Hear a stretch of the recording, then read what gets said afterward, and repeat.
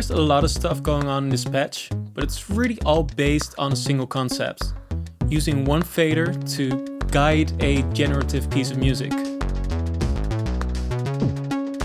This is an extreme example, but I find that tactile interaction with electronic music is a very interesting and, after some programming, a very intuitive idea.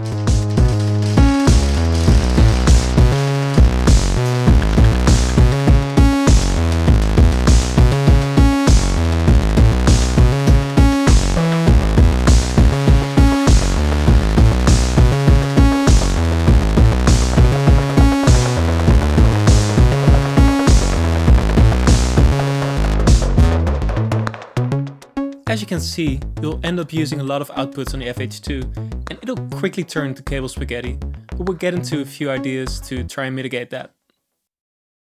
Some of the techniques in this video are very specific to this setup, but it can work with all kinds of racks. Let's start with the kick drum and its Euclidean sequencing. The first half of this patch is based on Euclidian Rhythms. Now, what is that?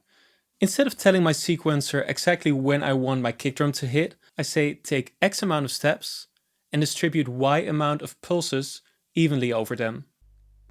So 1 pulse means a kick on every first beat.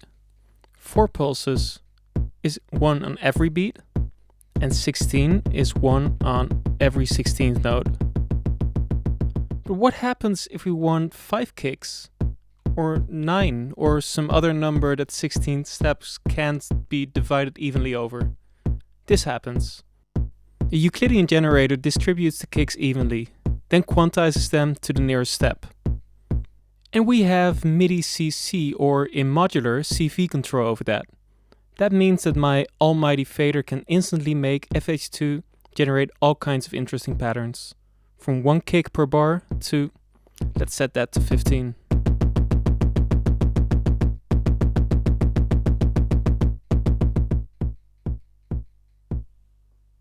Same goes for fader and output number 3. Fader 3 controls the hi-hat in plats. Empty to busy.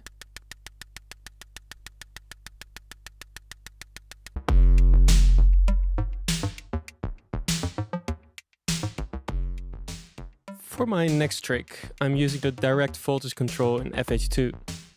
You can set that up to output a low voltage with the fader down and high with the fader up, the other way around, or to a custom shape. Now you could of course use one output for everything you want to control, but that would fill up the module quite fast. So here's how I want you to think about that. For most modulation you'll want a linear response. Open a filter up, start low, end high, simple as that. But for some things a curved response like this makes more sense. If a bass line gets busier and busier, you may want to open up the decay to a certain point, and after that, a punchier sound may work better. The same goes for hi-hats.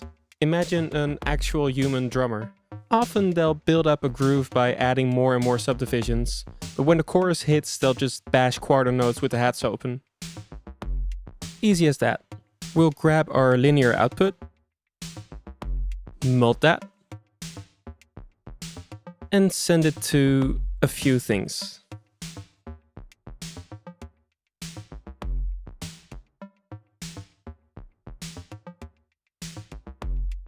Curved output,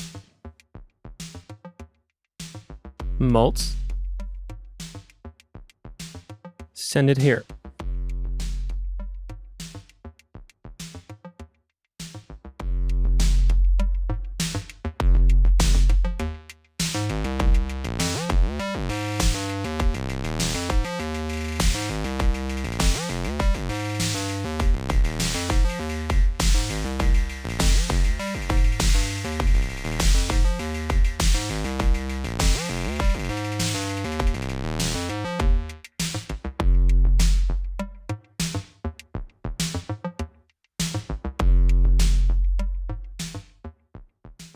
Patches like these can become quite daunting as you slowly add more and more connections between modules. And that's where modular gets unpredictable and exciting, at least to me. But a simple concept like macro control gives an interesting starting point that can add real-time expression to any patch.